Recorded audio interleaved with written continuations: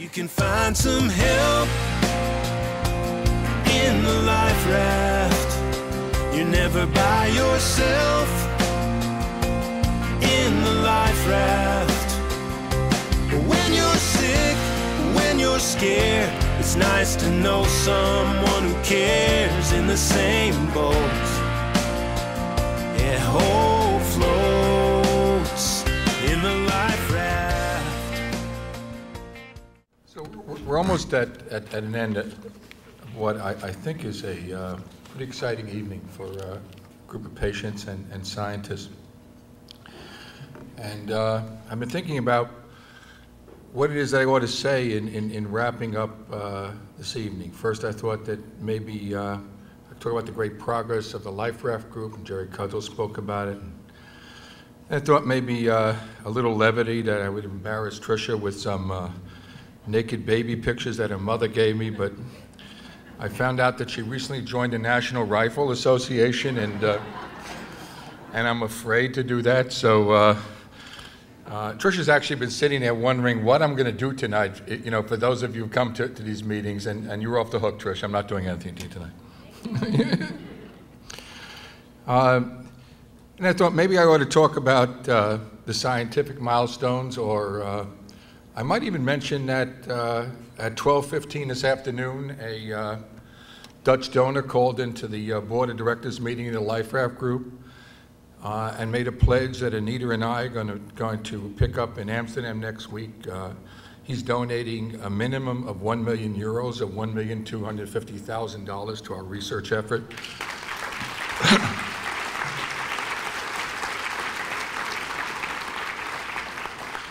And that's going to double the size of the of our research effort. And we've been working with Jonathan and a number of colleagues to figure out how to spend this money very intelligently in order to move the research along. So I decided that instead of doing all these things, I was going to tell a story, because I like to tell stories. And everyone's waiting for me to tell the same old story, but this one is different. This one, if she'll bear with me, is called Anita's Story. I started telling it in Vienna, and I thought it captured better than anything else what science is all about. So if you bear with me and use a little bit of imagination, let me begin Anita's story. So my name is Anita, and was born in 1941 in the Bronx. When I was 14 years old, I met a guy named Norman. We didn't date right away. In fact, we once went on a double date. Norman was going out with a girlfriend of mine. And we were heading towards the Paradise movie theater in the Bronx, and somewhere in the elevator of my apartment house in the Bronx, Norman and this other guy switched dates, and I wound up with him. When I was 19 years old, we got married. And then 16 years ago, it was February of 1994, I had emergency surgery, and they told me that I had a disease called leiomyosarcoma. They told my husband that I had 6 months to live. He never bothered to tell me that, but I later found out that he just screamed bullshit and stormed out of the room. I've had a lot of surgeries. I've had 9 surgeries. I've had 2 rounds of pretty toxic chemotherapy and 1 round of radiation. I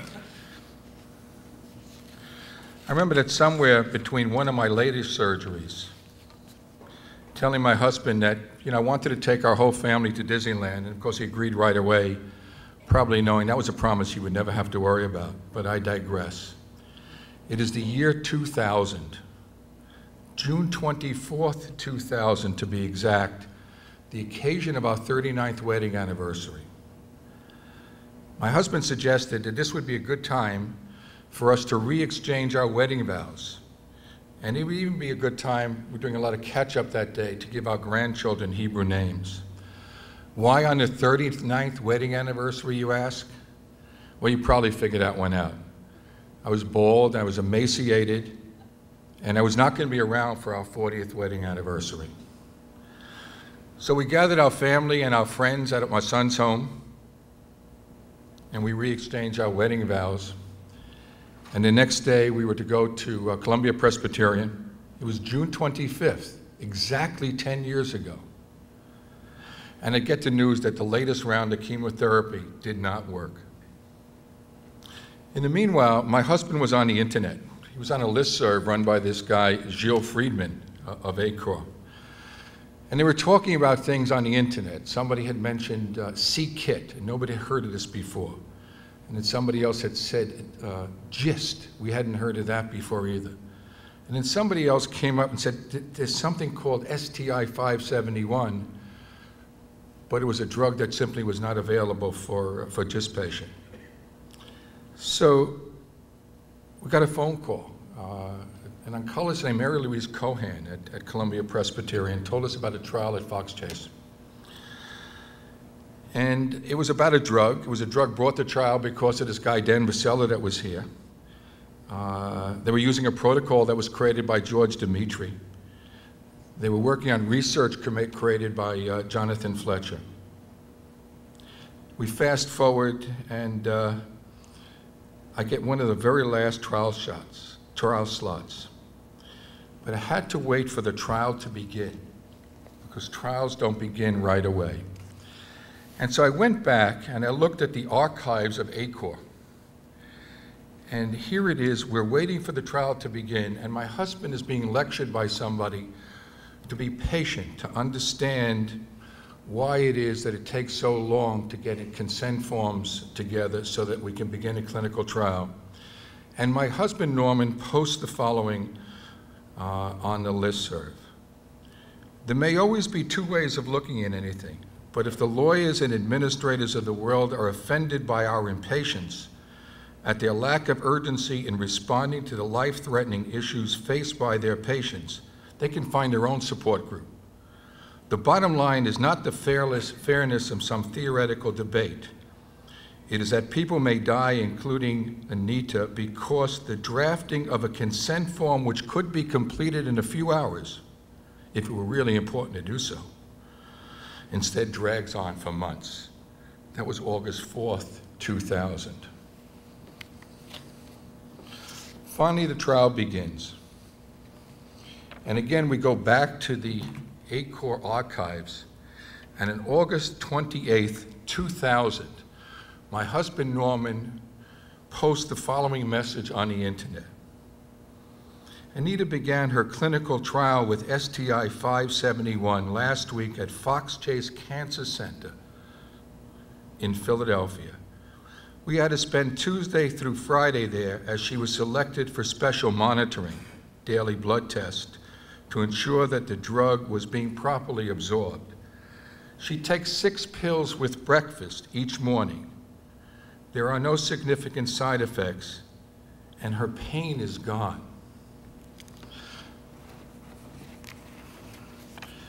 So we move forward, and we're still on the listserv. It's a small group of people on the internet listening to what is going on. And on September the 18th, 2000, my husband Norman posts the following message on the internet. Anita went for her CAT scan this morning at a local facility.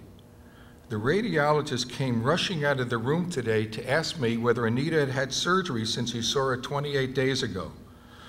All her tumors have shrunk and are dissolving into liquid. He told me he had never seen anything like this in his life. He was so excited he took me in the back to review the films with me. October 20th, 2000, my husband Norman posts again on the internet. Yesterday, Anita had her 2-month checkup for her STI 571 trial. At the end of the first month, she had dramatic tumor shrinkage.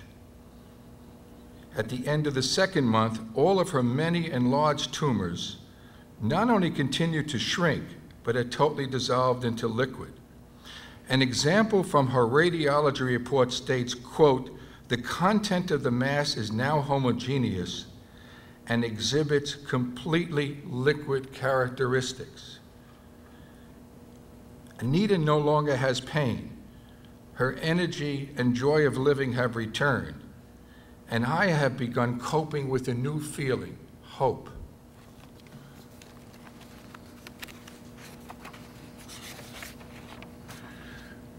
There is a separate and growing internet-based group of STI 571 trial members called the Life Raft Group, which I helped to coordinate. Our membership reached 20 yesterday.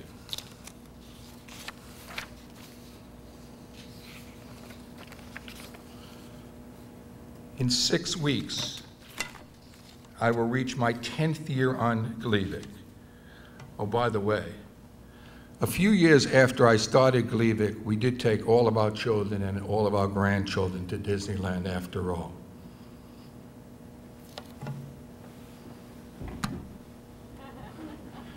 My name is Norman Scherzer. Yesterday was June 24th, and yesterday we celebrated our 49th anniversary. Thank you for listening to Anita's story.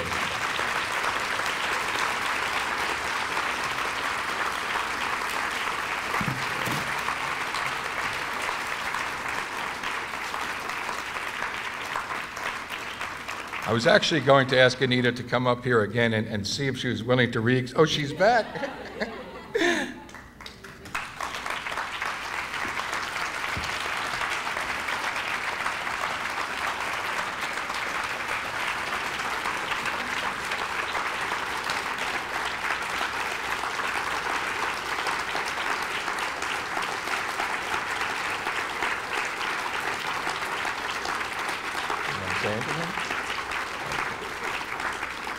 So thank you for listening to Anita's story. Thank you for coming to the Friday evening Life Fest event. For those of you who are staying for the weekend, we have a glorious weekend planned, including a boat trip around Manhattan tomorrow night, if you're here. Enjoy the rest of the evening. We'll see you in the morning. Thank you. Let me get out first. You can find some help in the Life Raft. You're never by yourself in the Life Raft.